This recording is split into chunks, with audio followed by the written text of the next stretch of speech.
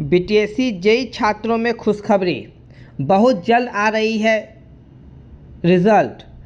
आज मैं ये टॉपिक इसलिए आप लोगों के सामने रख रहा हूँ क्योंकि बिहार सरकार के द्वारा रद्द की गई बहाली सुप्रीम कोर्ट पुनः बहाल कर सकती है।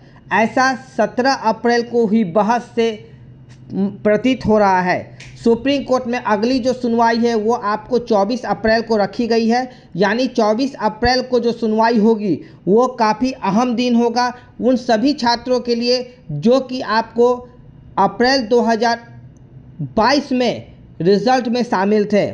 कहने का मतलब ये है कि सुप्रीम कोर्ट के द्वारा जो बहाली पहले हाई कोर्ट के द्वारा रद्द की गई थी उस बहाली पे पुनः बहाल करने की अनुमति दी जा सकती है। कहने का मतलब ये है कि पहले वाली ही बहाली को हो सकता है सुप्रीम कोर्ट कंटिन्यू करने के लिए सरकार को बोले, क्योंकि 17 तारीख को जो बहस हुई थी उस बहस में सरकार के तरफ से सही तरीके से तर्क नहीं दिया गया, सही तरीके से वहाँ पर बहस नहीं की गई है। आपको पहले ही पता है कि केस नंबर 8824/2023 में 23 जो केस नंबर है शशि भूषण प्रसाद सिंह के द्वारा गवर्नमेंट ऑफ बिहार को इसमें रिस्पोंडेंट बनाया गया है। इसमें बोला गया है कि जब बहाली की लगभग प्रक्रिया पूरी हो चुकी थी तो सरकार आनन फानन में बहाली को विड्रॉ क्यों की, इसका स्पष्टीकरण सुप्रीम कोर्ट में दिया जाए।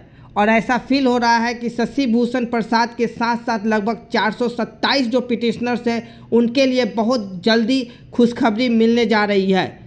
वो सभी छात्र जो कि इसका इंतज़ार कर रहे हैं कि ये बहाली जल्द क्लियर हो, पिछले 4 साल से उन सभी को राहत मिल सकती है, क्योंकि आपको पता है कि ये बहाली में काउंसलिंग हुई, रिज़ल्ट जारी किया गया, विभाग अलॉट कर दिया गया और उसके बाद संशोधित रिजल्ट के नाम पे रिज़ल्ट को विड्रॉ कर लिया गया और उसके बाद हाईकोर्ट के द्वारा बहाली को रद्द कर दिया गया, जो कतिपय उचित नहीं है। इसलिए शशि भूषण प्रसाद जी गए हैं सुप्रीम कोर्ट और अपना पक्ष रखे हैं, यानी केस नंबर 8824/2023।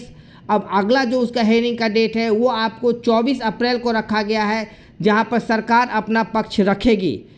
अब ये पूरा मामला आपको पता होगा कि यूजीसी के कारण हुआ था। यूजीसी छात्रों का काउंसलिंग के बाद उनका रिज़ल्ट में स्थान नहीं दिया गया था। इस कारण से यूजीसी जो छात्र थे वो सभी पटना हाई कोर्ट गए हुए थे। अब कोर्ट का डिसीजन तो आ चुका है कि बहाली को रद्द कर दिया गया है। अब बात ये रही कि जो यूजीसी स्टूडेंट सुप्रीम कोर्ट गए हैं क्या उनके साथ क्या हो सकता है। तो बोलने का मतलब ये है कि सुप्रीम कोर्ट के तरफ से एक मौका उन स्टूडेंट्स को भी दिया जा सकता है जो स्टूडेंट सुप्रीम कोर्ट में यूजीसी कैंडिडेट्स गए हैं। ऐसे स्टूडेंटों की संख्या बहुत कम है जो सुप्रीम कोर्ट गए हैं यूजीसी के छात्र, लेकिन ऐसी प्रतीत हो रही है कि उन छात्रों को भी मौका मिल सकता है जो सुप्रीम कोर्ट तक गए हुए हैं। एक तो वो सभी छात्र को मौका मिलेगा जो कि पहले चयनित हो चुके हैं, यानी कि एआईसीटी अप्रूव्ड सभी छात्रों को मौका मिलने की संभावना है, और साथ में वो छात्र जो सुप्रीम कोर्ट गए हैं यूजीसी के स्टूडेंट उनको भी मौका मिल सकता है। अब बात ये रही कि बहाली कब तक क्लियर होगी।